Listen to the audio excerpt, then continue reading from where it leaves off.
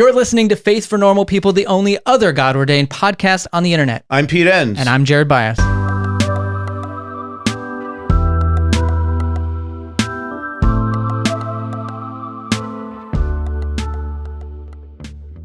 Hey folks, quick announcement for you before we get into today's episode. Our September class is called Shaped by Suffering, How Trauma Impacts the Bible and Its Readers, and it's taught by Alexiana Fry. Now, trauma isn't just a buzzword. It's woven into our bodies, our histories, and the systems that we live in. And it's also woven into the Bible. Stories of war, exile, oppression, and grief reflect deep wounds that shaped entire communities, and they still shape how we read the Bible today. This class will introduce you to trauma-informed interpretation, a way of approaching Scripture that takes seriously both the pain in the text and the pain we bring as readers. And we'll explore questions like, what even is trauma, and how is it misunderstood? How does being trauma-informed change the way we read the Bible? And why does this lens matter for both the past and the present? The live class and Q&A is happening on Saturday, September 27th from noon to 1:30 p.m. Eastern Time, with an exclusive Q&A session for SONP members right after. As always, the classes pay what you can until the class ends, and then it will cost $25. To learn more and sign up, head to thebiblefornormalpeople.com/trauma. See you there. Today on Faith for Normal People, we're talking about nonviolence with Hart and Jarrod McKenna. Yes, the Reverend Dr. Drew G.I. Hart is an associate professor of theology at Messiah University, where he directs the Thriving Together Congregations for Racial Justice program. And he's the author of several books, including the newly released Making It Plain, Why We Need Anabaptism and the Black Church. Jarrod McKenna is the founding national director of Australia's largest Christian justice advocacy organization, Common Grace. He has over 20 years' experience both in pastoral ministry and on the leading edge of climate justice, refugee rights, and social change. Together, they co-host the Inverse podcast, which is why we had them on together, which explores themes of justice, faith, and social change. And don't forget to stay tuned at the end of the episode for Quiet Time, where we will reflect on the conversation. All right, folks, let's jump in. I think if we start with redefining power rather than redefining love, we'll start at a place that actually reframes everything. A vision of shalom really is, I think, the most meaningful way in which we can cast a vision for the presence of justice and then begin to creatively imagine what would that look like in my own neighborhood.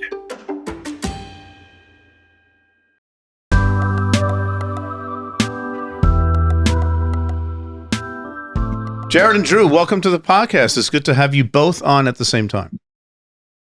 Thanks, It's mate. a pleasure to be here. Yeah. Yep. Looking forward to it. Good. Are you though? Are you?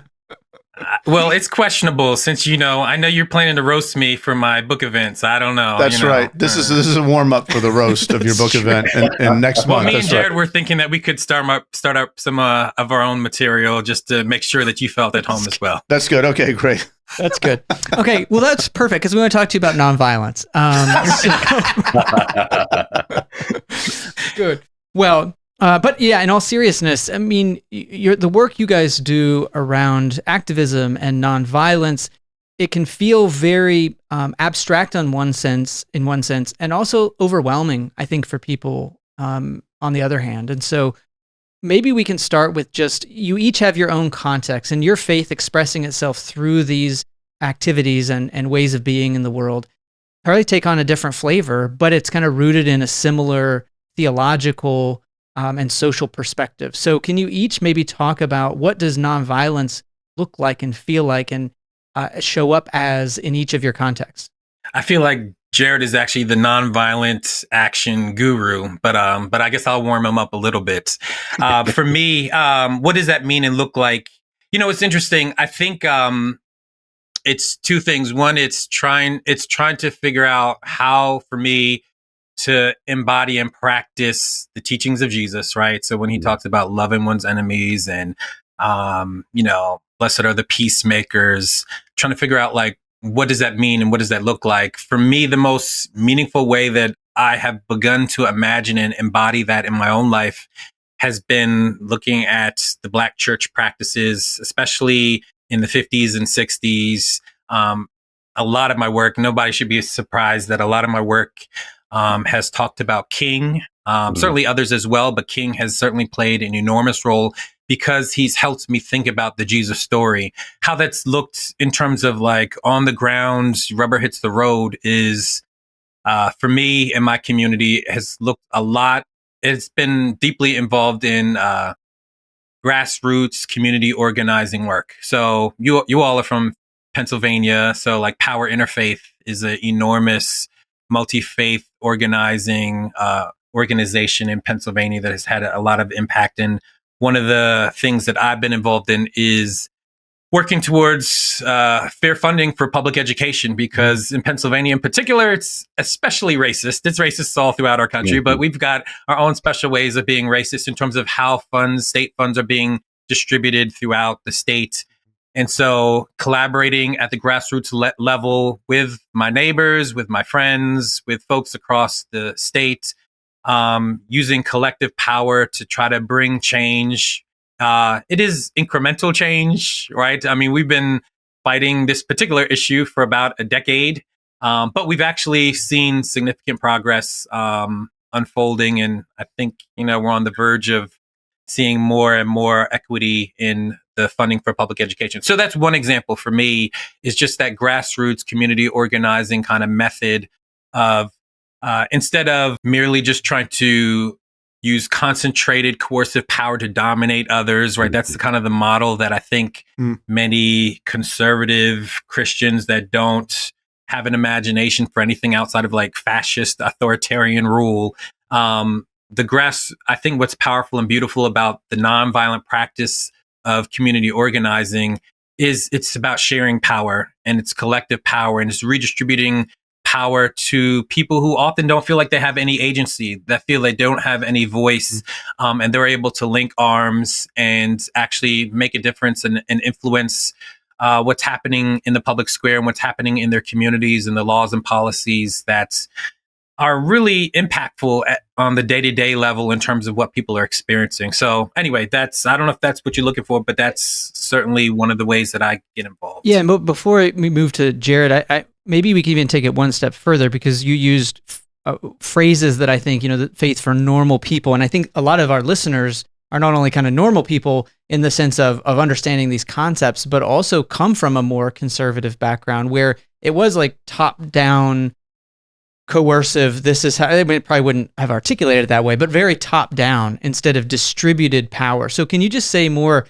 concretely, like community organizing is what, and how does it allow for that power distribution to look different than maybe what people are used to? Yeah, I mean, I think what many of us are used to is thinking about power in terms of positions and concentrated formal power, right? So in a local church, you think, who's got the power? It's the pastor, right? The reverend or whatever. In the US, we think about the formal channels and structures of our society. So who's got the power? The president has the power. Congress has the power. And that leaves people feeling very powerless in everyday society. And so if you aren't a part of these structures and institutions, you can often feel like my voice doesn't matter.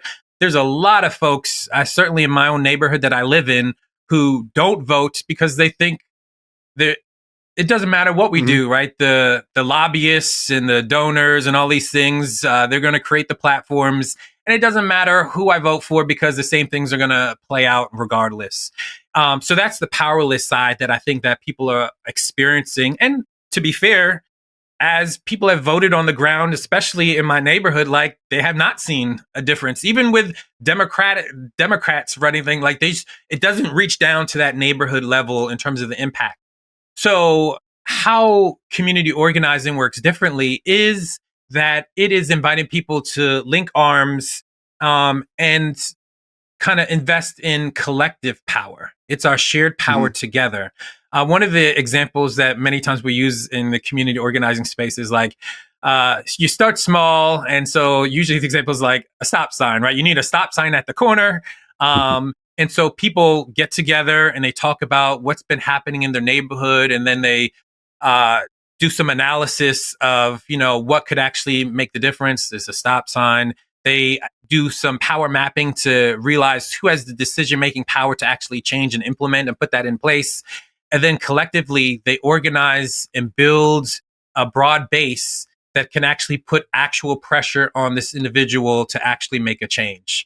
And so it is a grassroots, it's a bottom-up power, right? It's not a top-down power, it's a bottom-up power that really gives agency and allows people to realize that they can actually influence the things that are happening on the ground.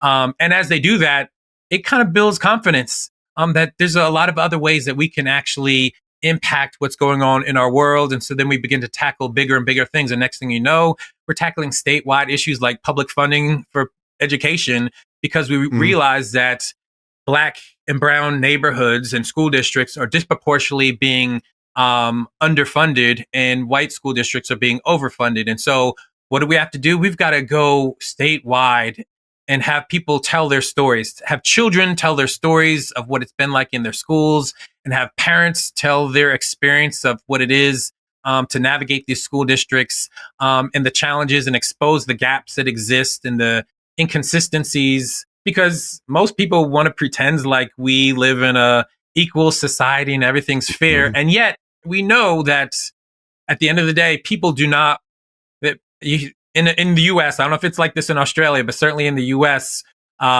people will say a good neighborhood and a bad neighborhood. And it's almost always directly or at least strongly connected to school districts and funding and opportunities. So everyone knows that these things are there, but no one's willing to touch it, talk about it, or make any difference. And the people that are impacted most, again, often feel like they don't have a voice. So community organizing is that channel or that opportunity to give not just voice, but to express the agency and power that people actually have without dominating and coercively harming others in the process.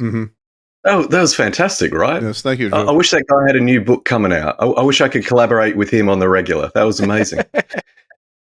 In terms of, I'm not sure what nonviolence is, but I've been seeking to experiment with it for some time.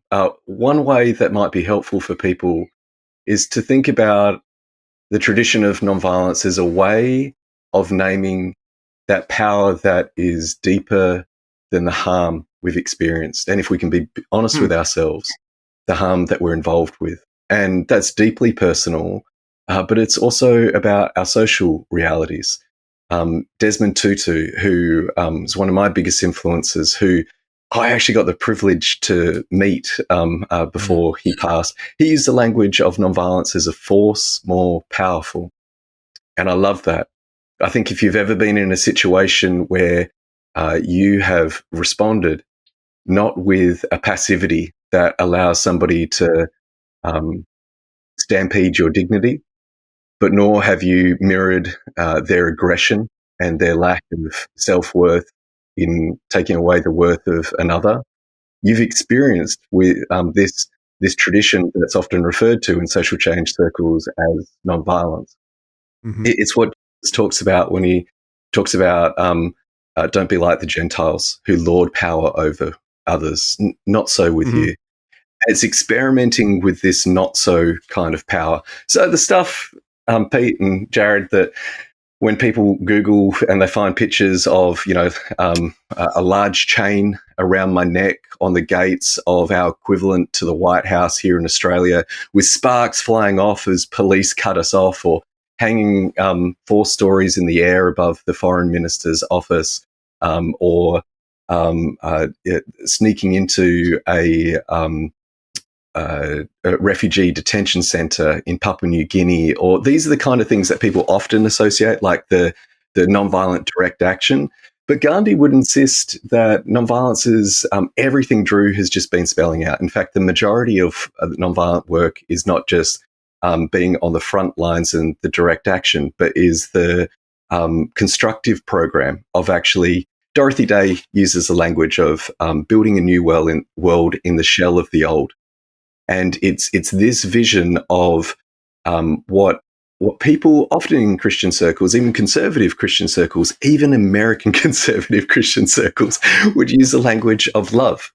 And it's this experience of love, be it in worship or in small community, and realizing that this can be a vision of dignity restoring that restructures our very societies. And so nonviolence is the tradition of experimenting with that kind of power. You mentioned love, and I think that it's a very elastic term, right? Everyone does use it, right? Yes. But we've also been talking about power, and I'm curious if you can talk about that relationship, because I think for me, that's my march out of more conservative evangelicalism and into more Anabaptist spaces has led me to restrict what I mean by love insofar as it's defined relative to power. So can you say more about how those forces are at play? Because I think that's one thing in the spaces that I've inhabited in more conservative evangelicalism. Love is not about giving up power at all. It's about just redirecting it to helping more people. But that often doesn't lead to the kind of reformation or transformation that we're looking for in these spaces. Yeah, if I could maybe go a step further, I think if we start with redefining power rather than redefining love, we'll start at a place that actually reframes everything. So I think of when one of your great poets, Wendell Berry, talks about practice resurrection. I think Wendell's talking about power, and it's a different form of power. It's not power over, but it's this power with and this power within. It's passages where, like in Philippians 2, where Paul, or 3, where Paul talks about, I want to know Christ and the power of his resurrection and the fellowship of sharing in his sufferings. And we're like, whoa, what's the connection there? Like, how do you connect, and what kind of sufferings? Is this a suffering which is merely a passive acceptance of the things, the way things are? Well, it doesn't make any sense to like Saul Paul's actual lived practice. And if we start with power being defined as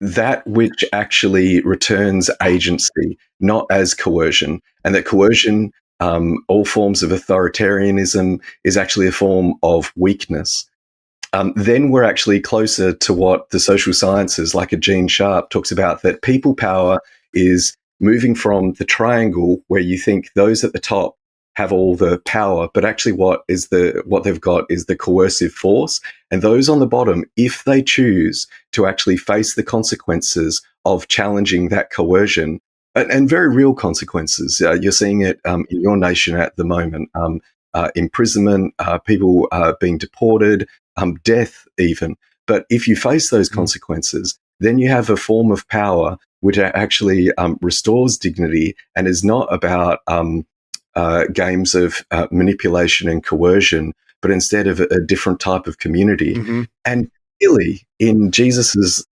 teachings and his practice, I mean, it's surprising in the Synoptics, Jesus doesn't talk about love a whole heap, but he does talk about taking up our cross. And I think that is when redeemed from a passive understanding of accepting fate and instead contextualized into the reality of Daniel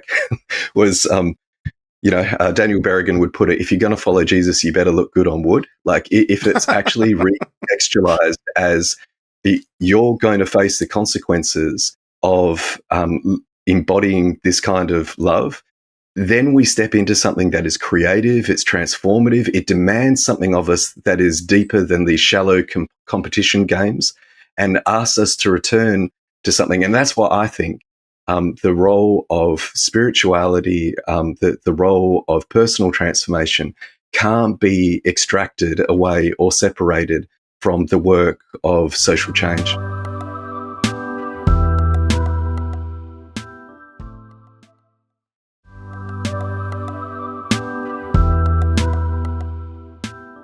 Drew, actually, let me bring you into this a little bit. You have a term that I think you made up, and I've never heard of before, but Anablactivism, and that which brings together, I think, your two contexts for thinking about nonviolence. Could you explain that?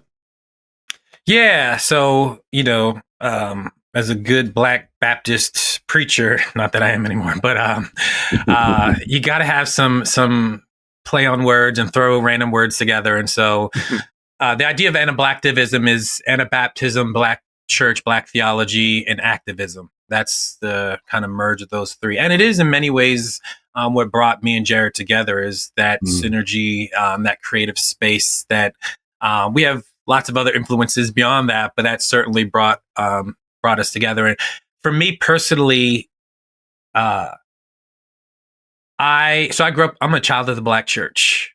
That's all I knew until adulthood when I went off to college. And then I experienced white conservative evangelicalism among most of my peers, not all my peers, but most of them were, and realized something was terribly wrong.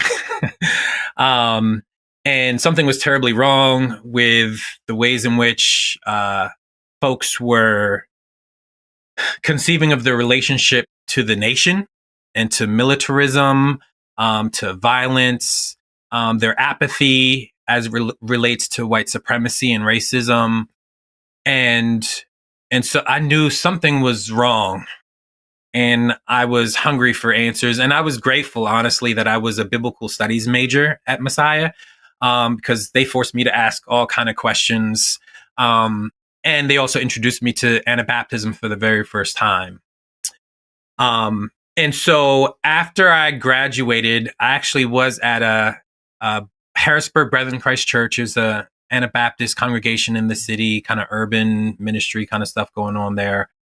And I began to see some of the power of community that's actually trying to live this out in their own local situation. And one of the things that I really began to take that was significant from that was just the emphasis of taking Jesus seriously in one's own life. Obviously, that's a generic phrase that a lot of people can apply and can mean a lot of different things, right? But certainly I knew what Anabaptist meant by that in terms of the birth, life, teachings, death, and resurrection of Jesus, and particularly in relationship to what we've been talking about, nonviolence and peacemaking and their social witness in those particular ways.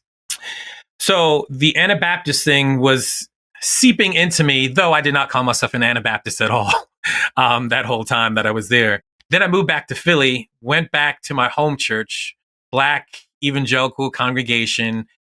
And when I was back, for the first time, I started realizing like I had changed some. And so I began to, for the first time, call myself an Anabaptist in Black church circles as just a way of honoring and the very thing that I did not want to identify with while I was there. Like I had changed enough and began to connect with other Anabaptists in Philly, mostly Mennonites, but a broad variety of Anabaptists there. And all of a sudden I got exposed to a wide range of Anabaptisms that didn't look like just like what I knew in Central PA, right? I'm talking about like, North Philly, community where like a third of the congregants are returning citizens from prison. I'm talking about, up in North Philly, Northeast Philly, community development stuff that's really beautiful happening up that way. I'm thinking about, West Philly and Germantown, Philly, the inclusive spaces. And West Philly was also engaged in community organizing with Power Interfaith. South Philly, the largest Anabaptist congregation in the city, Indonesian community, right? Or largely Indonesian. And I was like, wait a minute, this is Anabaptism too, right? And it wasn't that I wasn't familiar, because in Harrisburg, we do have some multiracial Anabaptist congregations, but this was opening the door in a different kind of way. And it gave me permission, especially once I found out there were like churches in Philly that were like third, fourth generation Black Mennonite congregations. I was like, oh, I have permission to do all kinds of stuff with this thing and to reinterpret it for myself. So Anablactivism was me then trying to wrestle and marry together the Black church, Black theology, womanist theology, the Black prophetic tradition of the Black church with Anabaptism, peacemaking, and what I call often a sliver of that, which is the radical discipleship wing of Anabaptism itself as well. How to put these two things in conversation, creatively, with dissonance, with tension, all of that in ways that I think are creative, but actually invite us to be both responsive, like the anti-Christendom orientation of Anabaptism, I think is really important for especially conversations around Christian nationalism today. I think the Black church's anti-racist pushback against, the impacts, the influences of the doctrine of discovery are really, really important today.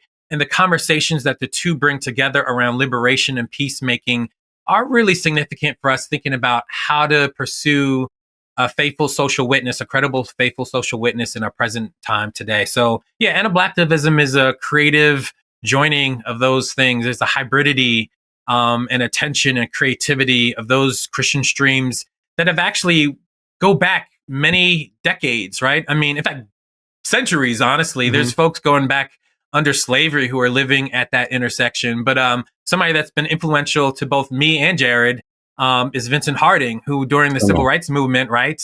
Here's this black man who joins the Mennonite church and is trying to bring together, as he's participating in the civil rights movement, he's also got a foot in the Mennonite world and trying to tease out the benefits of each and embody them in his own way through his own social practice. So, yeah. I want to maybe try to articulate something I've been thinking more about in these spaces, and that is the language sometimes, and I've been hearing it amongst folks that I encounter, where I don't know how to say it any other way than maybe being a little more blunt than I want to be, but it feels like they're sort of like turned off by some of the language because it feels so anti things. It is like, yeah it's anti-racist. It's good that we're against these things, but it feels very much like we're against things. We're anti-racist, anti-doctrine of discovery. Resistance is resisting something. Yep. So what's the vision though on the flip side of that coin, where we're not anti stuff all the time, but we're for stuff? Yeah. How would you articulate it in maybe the flip side of that coin? Yeah. So what I kind of, and this is some of what I get into as I move through the book, is a vision of two things. One is, and they're really interrelated, but it's a vision of shalom really is, I think, the most meaningful way in which we can cast a vision for the presence of justice, the presence of peace and joy and security and flourishing, right? And then begin to creatively imagine what would that look like in my own neighborhood, right? And so I think for me, it's talking about shalom, and it's talking about beloved community, right? Language, again, that emerged out of the civil rights has become really important for the Black church. Giving, receiving, and sharing love, inclusion, welcome, embrace, right? Where everyone has dignity, where everyone belongs, where everyone can thrive, right? Like, what does it mean to actually embody and practice that in the local setting, and then have a vision for that for common good, so that those that have their backs against the wall also have a place so that they can thrive and flourish as well. So yeah, I think that we do need to reckon with the stories that shape us, that bring us to where we are, right? And so that's why, like, I don't think we cannot wrestle with Christendom and the doctrine of discovery and colonial conquest and white supremacy, but then we do have to have a constructive vision that we're kind of working towards and inviting people to imagine for themselves what flourishing and thriving might look like in our neighborhoods together. Yeah, Jarrod, what about you? Is that similar for you, or does it take a different flavor in terms of how it looks on the positive side? Yeah, and maybe part of it is the different cultural settings, right? Like your reality just south of Canada and north of Mexico is, we admire how incredibly serious and sincere you take yourselves all the time. Us Aussies, because we're colonized or convicts, we have a different kind of, like, we make fun of ourselves. We're far more self-deprecating. And so we need things to actually be kind of larrikin, like a kind of playful subversiveness. And so from my cultural context, it's clear that the New Testament is doing that kind of like trolling all the time. Yeah. We call Jesus Lord in the setting where Caesar is called Lord. We talk about evangelion, the good news, a term that the Roman Empire uses for a message about an executed Messiah. Like, at the center of is a kind of anti, but it's not anti as in directly against. It's anti as in we're slightly offside. Like, it's not so much we're tackling it head on as we are tripping it and laughing about our complicity in it as we do something else with it. So I would encourage people that part of, because often conservatives want to say that Christianity is the most persecuted religion in the world, and they're not wrong.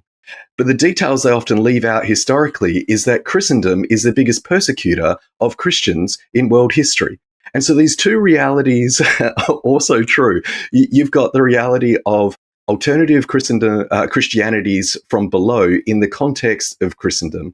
And what is it to not, even in terms of our own transformation, Protestants, we're so good at this time we're going to create the church of finally this time we've got it right.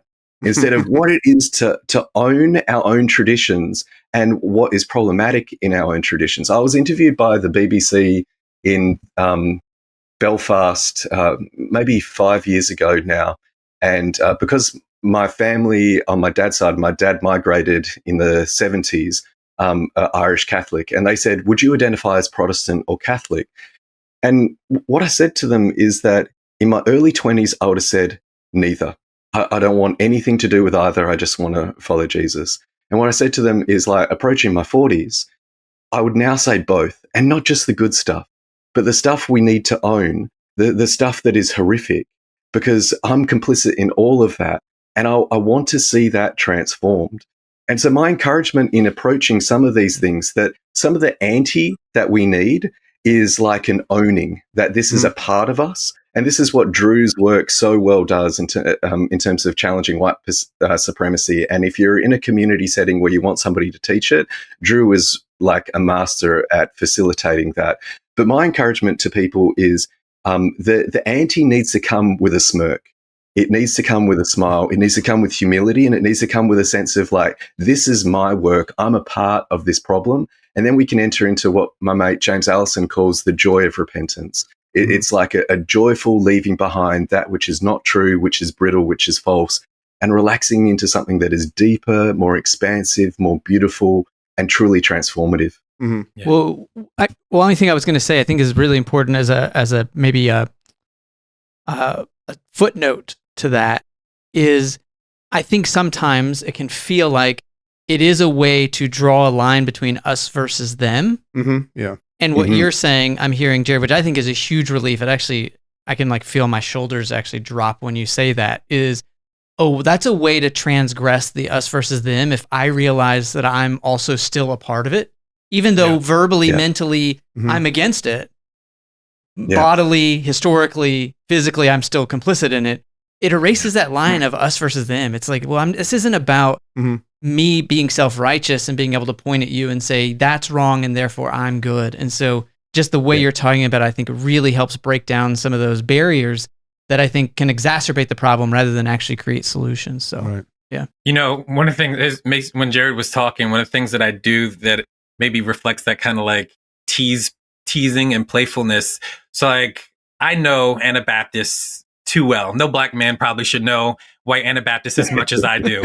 And so, like, I know, like, how to, like, tease them a little bit around their own story and how they tell their own story, right? So one of the things that I've loved to do, and I do in the book as well, is, like, I joke about how Anabaptists tell church history, right? Like, oh, early church, right? And they're persecuted, and, you know, and then Constantine comes, right? And so you have the Constantinian church, and you have, you know, the persecuted church. And so it's all about power dynamics. And then they skip over medieval history because they don't know it at all. And they jump to Reformation. and it's about the magisterial Reformation, and it's the radical Reformation. And the Anabaptists, right, they're at the bottom and they're being persecuted. And so it's all about the power dynamics, then they're exposing it. And so you have all these ways of pointing the finger at all the Christendom churches, right? And then all of a sudden, once they get to North America, it's like shoe fly pie and last names and church splits and things. And I'm like, wait, where'd all the power analysis go, right? And it's like, I'm like, well, maybe some of it's because white Anabaptists are assimilating into, right, white culture and practice and things like that. And so they're not even naming the ways that they're also perpetuating some of these realities as well. And we're silenced in the midst of indigenous displacements and slavery and things like that.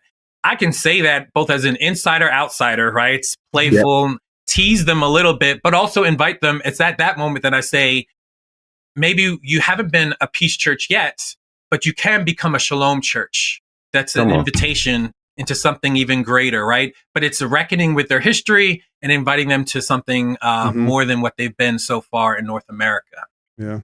My shorthand for that is sometimes that until we accept that Johnson and Chan and Rodriguez are as Anabaptist names as Gingrich and Yoda, we haven't yet taken seriously what the origin of the radical Reformation is actually about. Right. And I really am encouraged by it. And I like hearing the breaking down of the polarities of us versus them, which is so natural, I think, to all of us. And that's, I think it doesn't take a brainiac to connect that to violence. When you see others as the other, you can be violent towards them as fine.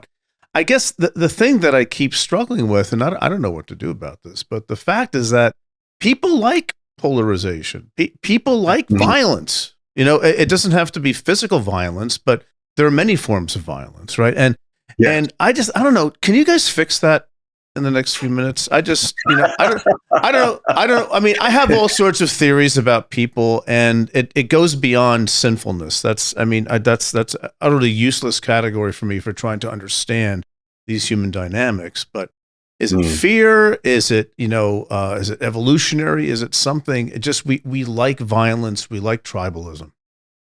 I think we can talk about it in the abstract.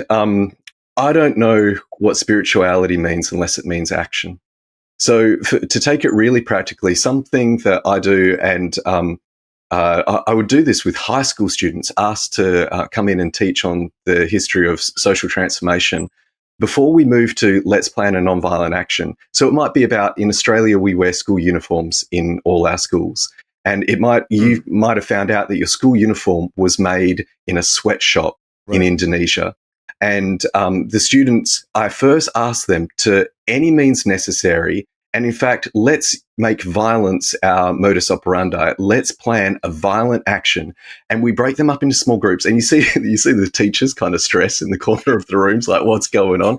But students are like, we're going to kidnap the tuck shop lady, the lunch lady. We're going to lock her in the uniform shop. We're going to set fire to all school exams. We're going to burn the computers, so all the grades. And kids just come up with all this kind of creative stuff. And the thing that I love, Pete, is that the kids, they start to laugh, they get creative, their eyes go wide. Like there's this sense of, this is the kind of nonviolence I'm into. And I'm being serious. This is the kind of nonviolence I'm into. We've got to engage our shadows. We've got to actually work with that stuff. And there's certain creativity.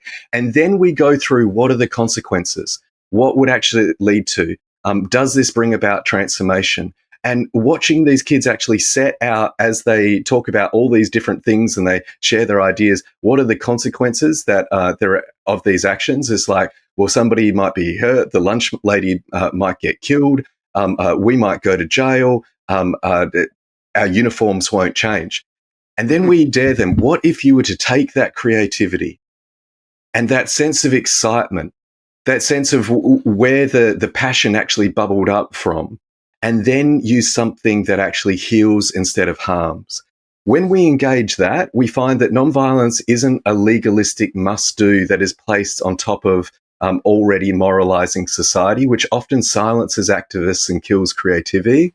It actually is a way of engaging all that stuff in ourselves that we wish that no one else would see. But in reality, is that we're not separate from anybody else. We're all caught up in these systems. And when we engage like that, I think we seriously how Jesus teaches, what he taught, and who's in his company.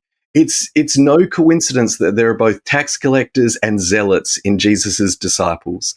And until we start to be credible to those who are coming from those parts of our society in this new project, our nonviolence won't be. And some people are like, I don't like the term nonviolence. I get it. And what we're clearly talking about is not non-violence. It's this word, one word, nonviolence.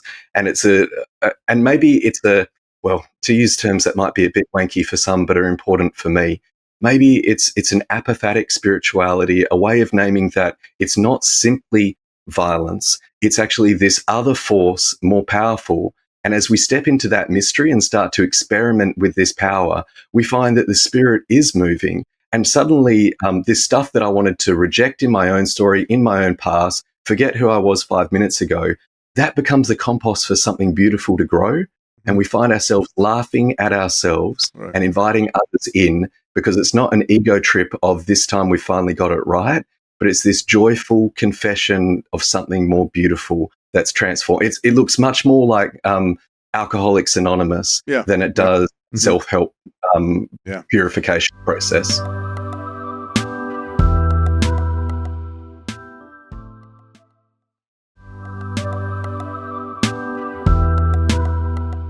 That's good. That reminds me of, well, I'm going to kind of reframe it in terms of what I'm hearing, the language that I'm connect with.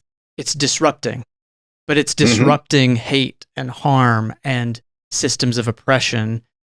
And so it's tapping into that impulse of disruption, but it's doing it with creativity. So there's a creative resistance element to it. And my favorite story, I'm sure you guys know, because it's probably kind of cliche at this point, but the first time it finally clicked to me, I think it had to be kind of extreme in this way, was the story of this group of people who decided to clown the KKK rally, right? And they like pretended that they didn't hear these chants of white power. They kept mishearing it, and so they would hear white flour, and so it'd be all these clowns at this KKK rally, and they'd be throwing flour, like white flour, out everywhere.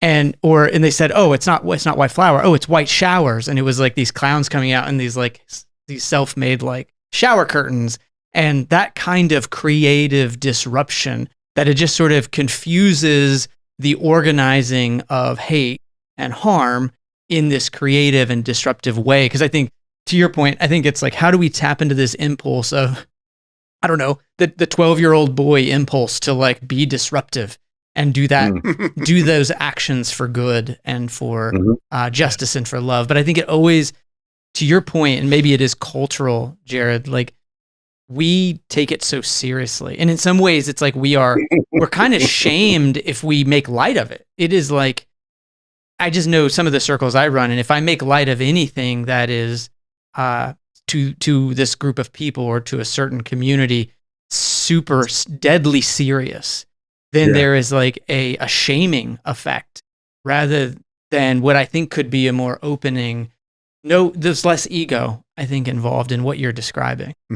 And yet, Jarrod, if you spent any time in America, and I lived there for a period and I visited there like for 20 plus years, there are pockets of American society, like the Black church, where a sense of humor is actually about a place of belonging and acceptance and welcoming. This is true of First Nations people right across North America as well. There is this trickster playfulness, which not only features in mythology, it's right across their societies. But like you spend any time in places like Minnesota, but also in the South, like humor is important to Americans. And sometimes it's the encouragement to take those parts of our culture which we don't associate with the mainstream and realize that these are gifts if they're re-inhabited humbly and with permission and sensitivity to be welcomed in on these realities that can transform how we see ourselves. So if America does do that in this current moment, there's a chance that America as like a democracy can be a future reality. But I'm honestly incredibly concerned for you all if you don't. Yeah. Well, that's a great note to end on. That's Well, I was going to go the other way and say, maybe we can end with Drew, like speaking about, to that point, what's your hope as we look to the future here in America, in our particular context, for being able to organize at that level and have that organizing, like you said, there's neighborhoods, and I think a lot of people feel, probably more and more on the left and the right, that it's like, well, the process is broken. It doesn't really matter what I do, and it feels pretty hopeless. And I think that's becoming more and more prevalent because we don't have communities. There is a breakdown where everyone's sort of isolated, it feels like, or alienated from these communities that, if we could collectively get together, could feel some power back in agency. But what's the hope? Like, where do you start from? Because it feels like a very complex system where there is a lot of incentive not to fix what's broken. Yeah. And honestly, like often when people ask me, I'm like, in terms of our context, there's not a lot of hope. And if we're very honest, like like the future can go in a lot of different ways. And there's been times in which our nation has deepened and entrenched in really horrific ways, that has been, horrific. So I don't, in terms of like how things are going to play out, I often say Black and Native Americans in America know better than anyone else the wisdom of the Hebrew scriptures, right? That the wicked prosper, right? Like that. And I don't say that in like some like that fatalistic sense, but I do think that that is a dynamic that we have to grapple with.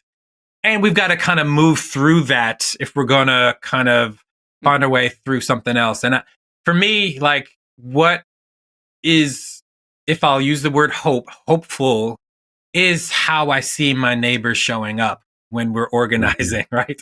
Like what is hopeful is when I see in Allison Hill, MILPA, that's the movement for immigrant leaders in Pennsylvania, like organizing around, issues related to those vulnerable immigrants in our own community. It's the on the ground embodied practices that I think from below, from the underside, are the most meaningful things that can happen right now, both as a spaces of relief from refusal to just participate or go along with the direction that the empire is moving in, but also that these are vehicles that actually can produce change if people get excited and see the credible way in which that they can impact our society. So, yeah, I think for me, it's that grassroots from below activity of actual people showing up, collaborating, valuing each other, and for honestly, the coalitions that are formed in the midst of it. Because I know, like, after this past election, there were a lot of Black folks who were like, we're done with everybody else, right? And I feel like I want it deep down inside. I get it. Like, I feel that. I know what they're but also like, that's the end of us. If we can't connect across our differences, share stories, grow, and kind of expands and become more fully human in the process of getting to know each other's struggles. If we're not actually leaning into that and then showing up for each other, this empire will crush all of us. And so I think for me, inviting people to cross those boundaries, to see each other, to hold each other's stories as sacred. I know for me, like one of the things that I'm very committed to, I've been doing it in every single one of my books, and hopefully maybe it'll just continue to increase, but like talking about not just Black folks' experience under white supremacy, but Native American experience under, which is not always like, our communities have not always linked arms in that kind of way. And I think like for us to understand our society and what we're going through, Black and Native Americans need to hear each other's stories and be changed by each other. And then other people need to join in and have the kind of the veil pulled back in terms of how we see and understand the world. So I think that for me is what is most hopeful. It's the embodied practice. And then not allowing empire to have the last word on who we are and how we live in the communities that what we practice on the grounds, under the nose of Caesar, so to speak. Yeah, I think that's really powerful, and it makes me think of just the other day I mentioned something online, and someone basically said, we don't need that kind of talk. It was about forgiving our enemies, and it was sort of like, no, we need to like stand up. And offline, I was not offline, but kind of in the messages, I was able to say like, listen, this is a core value for me as a Choctaw, and I was able to kind of recount like how many treaties we like set up and how many times they were violated. But over and over, our chief was like, we have letters and letters of chiefs saying, we harbor no ill will. This is not about ill will. And so it's a very powerful thing to say in the midst of all this, how do we not lose our core values? And how do we keep extending forgiveness? And at the end of the day, like not lose ourselves, that when we look into the abyss doesn't stare back at us. And that's, I think, a really just powerful way to end, that even when it feels hopeless, we can stand in resistance in a way that we as a people can feel proud of, and that we have done our best to look good on wood to your point, Jarrod, and that sometimes as a people that has to be enough and can be enough. So yeah. Well, thank you so much for jumping on and exploring something. I think that, Pete, we I think respect and admire the way you can articulate these things, and it's an area that both of us, I think, are just undereducated in terms of how to navigate and how to talk about. I think we kind of engage in it in our own ways, but just aren't able to like put our arms around how to talk about it well. Yeah, so this is going to be a help to a lot of people too. Listening. So that's wonderful. Thank you both for being here. As a way of encouragement, can I just encourage everyone how much fun this is?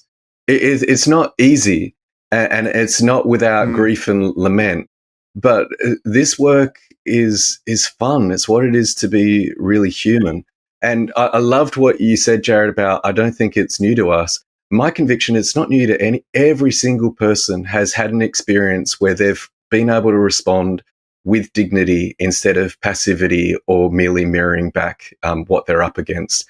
And if we can actually become conscious of that on a daily basis and then learn the traditions who have been doing that, one of my greatest joys in life is being invited into the Black church tradition in the US. To stand behind that sacred desk at Trinity United Church of Christ on the south side of Chicago at the invitation of Otis Moss III.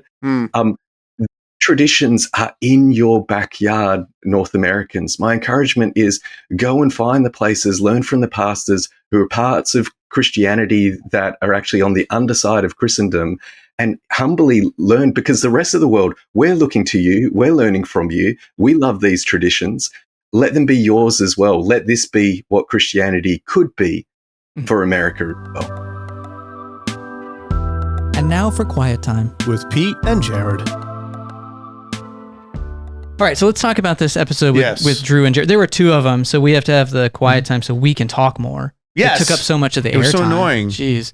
We couldn't pontificate. It was usually do. Exactly. That's ridiculous. No, one of the things I want to just start off with, which I'm so grateful for, and I don't want to sound ranty at all, but I think one of my pet peeves of late is how progressive Christians who are talking about really good stuff like social justice, but it's always in such a self-serious, dare I say, self-important. I mean, I know it's important. Even saying it, I feel like I'm going to get in trouble. Not everyone, but it can be. But just the it was so refreshing. I realized I'd never heard someone in this context talk about the work being fun. And it just was very refreshing to me to be like, yes, can we engage the creativity and engage the imagination? It just reminded me of when I was a kid and people would talk about heaven and everyone talked about like it was so great, but they would describe it as like a place where we just sing hymns all day.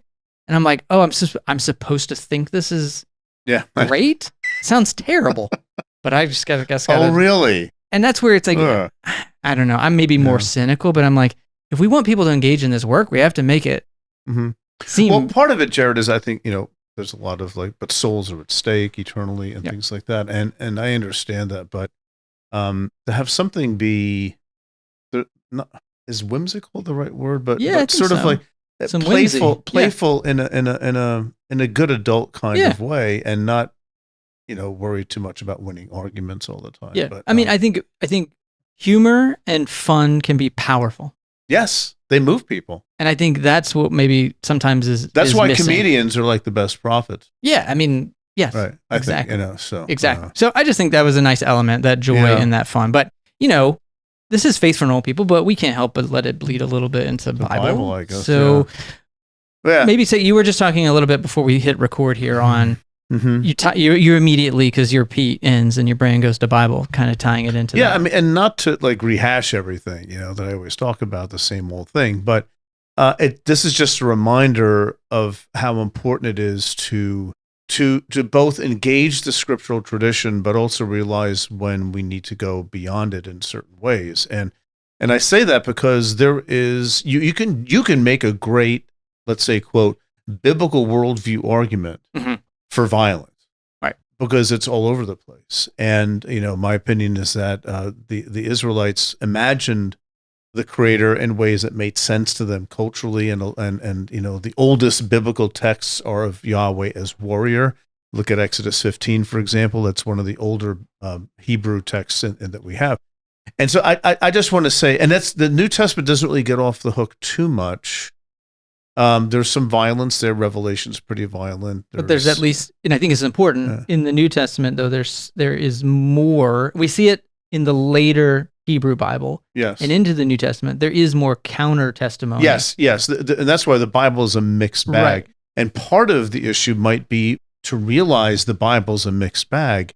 And well, you can't pick and choose. You sort of can. When the bag is mixed, you gotta. You might have to. And I can understand why people would react with violent rhetoric at times. You know, I've imagined if ISIS or difference between those two, if they came to my town and started taking away the women and children and killing the men, I'm not so sure I wouldn't have violent rhetoric about that, right? So this is not from a place of superiority.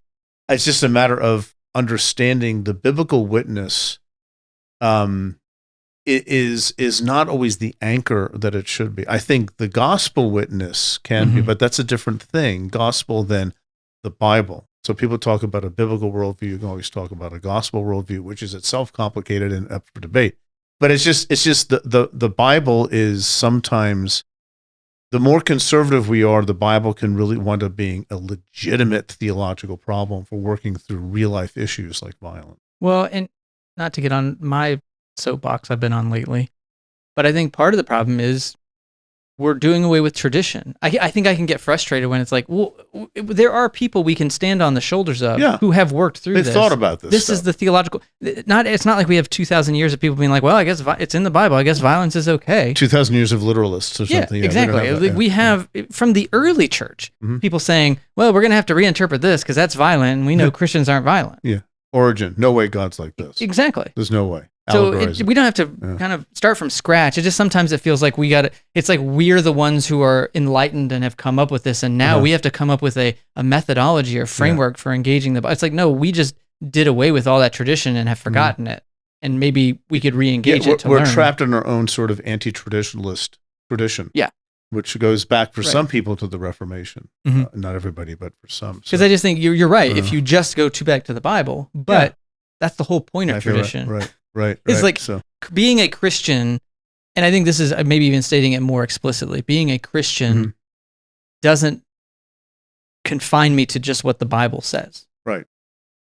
There is a theological tradition that we are engaging in often. We just don't know it. We are just picking it more willy-nilly. And not to beat another horse to death again, but what is the Bible and what do we do with it? And part of what we do with it is not ignore tradition, and how things have been handled. You can disagree with tradition, but to be knowledgeable of things too, and just to ask ourselves, who else has maybe thought about this before and might have words of wisdom? It might be somebody who lived, almost 2 millennia ago. It might be someone who lived 100 years ago, but there's a lot out there. There's no question we face, especially in terms of something like violence, that very smart people have not thought about. And to be simply to just go to default, well, the Bible alone is what we should be looking at.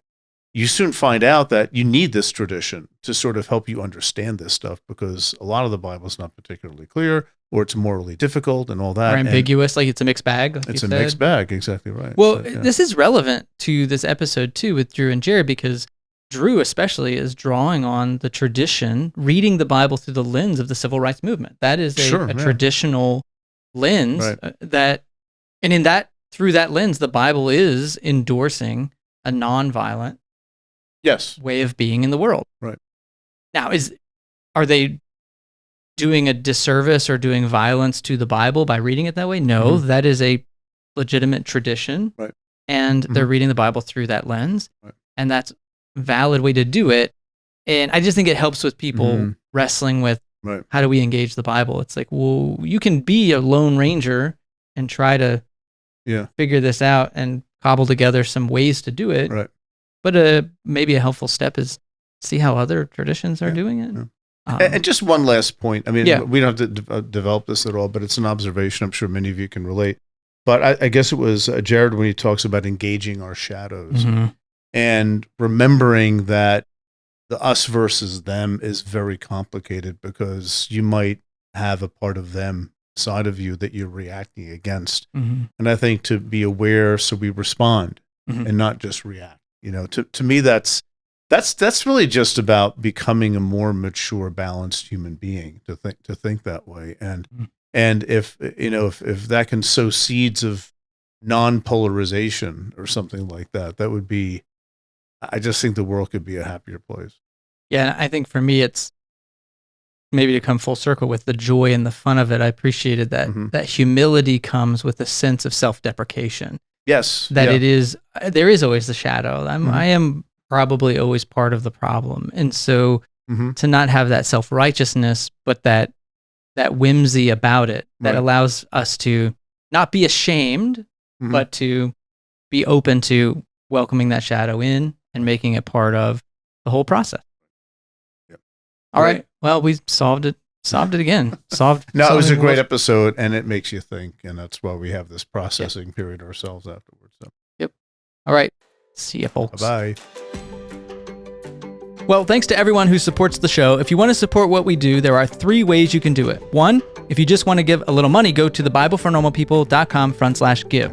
And if you want to support us and want an all-access pass to our classes, ad-free podcast, and a thoughtful community of people asking tough questions about the Bible and faith, you can become a member of our online community, the Society of Normal People, at thebiblefornormalpeople.com/join. And lastly, it goes a long way if you just wanted to rate the podcast, leave a review, and tell others about our show. In addition, you can let us know what you thought about the episode by emailing us at info@thebiblefornormalpeople.com. You've just made it through another episode of Faith for Normal People. Don't forget you can catch our other show, The Bible for Normal People, in the same feed wherever you get your podcasts.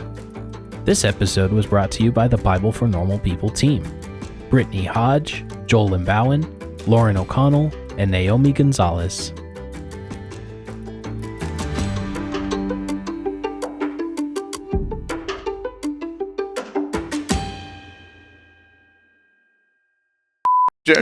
Jarrod, you were fine. I'm just saying you're on earlier than Drew because we want to get used to your accent before we interview you. But maybe it shouldn't be 5 feet away from you then, Jarrod. I'm thinking that will help.